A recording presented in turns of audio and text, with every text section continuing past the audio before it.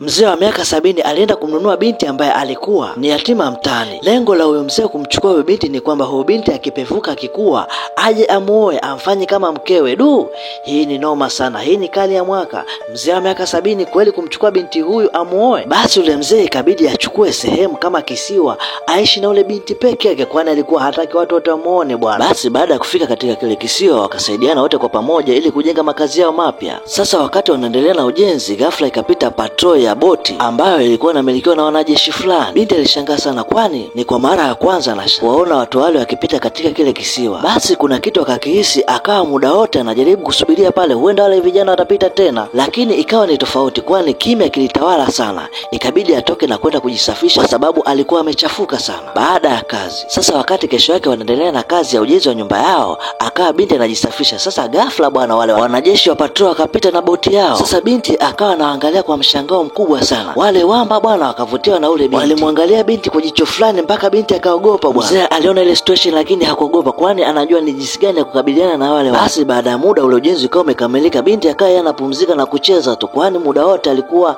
ni mpweke na hana rafiki. Mzee kazi yake alikuwa anafanya sasa hivi ni kutengeneza shamba kubwa kwenye kile kisiwa akiwa na ule binti. Baada ya hapo ilipofika usiku, wakawa wako ndani wanaota moto, kwani siku ile ilikuwa ina baridi. Lakini kwa kipindi kile bwana, mazao yalikuwa ni ngumu kuota kwa sababu mvua ilikuwa ikinyesha, mimea inaondoka na maji, na hii ni kwa sababu ya mfumo wa mazingira wa kile kisiwa. Sasa wakati wako porini kutafuta miti kutengeneza fence, ikasikika milio ya risasi. Binti aliogopa sana, kwani alihisi kabisa katika msitu kuna vita inaendelea huko. Milio ya risasi ilisikia usiku ule katika ule msitu, kwani kulikuwa kuna waindaji ambao wanawinda wanyama hapo. Na baada ya kumaliza kazi zao wakaondoka bwana. Asubuhi mzee anaamka katika kisiwa chake, anashangaa kuona kwamba mazao aliyoyapanda yameharibika sana. Aliumia sana, hata binti hakupenda ile situation, kwani huenda usiku kulikuwa kuna vurugu zilitokea ambazo zilikuwa sio za kawaida. Sasa kwa mantiki ile ikamtia hofu mzee, ikabidi aende kutafuta silaha kwa ajili ya kujilinda katika kile kisiwa. Baadaye tena ikaonekana boti ya patrol ya wanajeshi ikikatiza katika maeneo yale. Binti aliingiwa na hofu baada ya kuwaona. Sasa wakati binti anafua nguo zake kwenye mto, ghafla zikasikika sauti upande wa pili. Binti akashangaa kuona wale wanajeshi wanamuita bwana. Binti akabaki kimya tu huku akiwashangaa wale jamaa. Sasa muda ule bwana, mzee akasikia, akabidi atoke nje ajue nini kinaendelea. Akamuita binti na kumwambia ingie ndani. Mzee akachukua chuma bwana, akakikoki na kupiga risasi. Wale wajuba ikabidi waondoke, ila binti kama vile hakupenda hivi. Sasa usiku ule binti akataka kwenda kuoga, lakini ghafla akasikia kelele fulani hivi kwenye kichaka, zikamwogopesha, ikabidi akimbilie ndani. Siku iliyofuata asubuhi mapema akaenda kuokota kuni. Ghafla akamuona mtu ambaye aliumia vibaya sana, alikuwa ni mwanajeshi. Ikabidi aende kumpa taarifa babu yake. Wakamchukua ule mwanajeshi na kumpeleka ndani ili kumpatia msaada. Baada ya pale ikabidi mzee amfukuze ule binti atoke nje ili aweze kumfanyia matibabu, na hakutaka binti aone jinsi anavyomtibia yule jamaa. Binti baada ya kutoka nje akawa anachungulia kwenye dirisha. Baadaye mzee ikabidi amwagize binti aende kijijini akatafute vitu fulani kwa ajili ya kuja kumsaidia mshikaji. Baada ya binti kuleta vile vitu, ikabidi mzee amfukuze ule binti kwa muda, ili mradi kama kutatokea vurugu binti asiweze kuzurika. Baadaye mzee akafanikiwa kumsaidia yule jamaa bwana, na akagundua kwamba mshikaji ni mtu mzuri na ni mwanajeshi mzuri, hana matatizo. Basi binti akarudi nyumbani. Sasa wakati wamekaa hapa mchizi,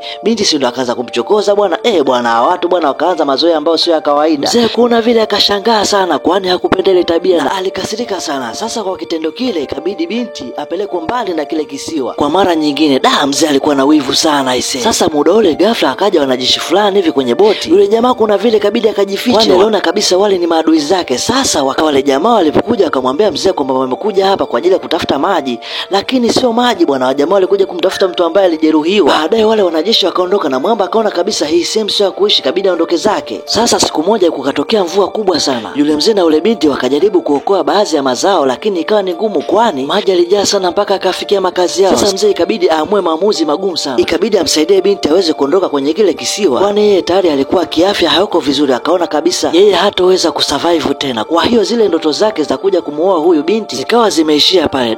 Noma sana. Basi baadaye binti alifanikiwa kuondoka katika kile kisiwa na kwenda kuanzisha maisha yake mengine katika mji mwingine. Na movie yetu ndio imeishia hapa, na asante kwa kuangalia.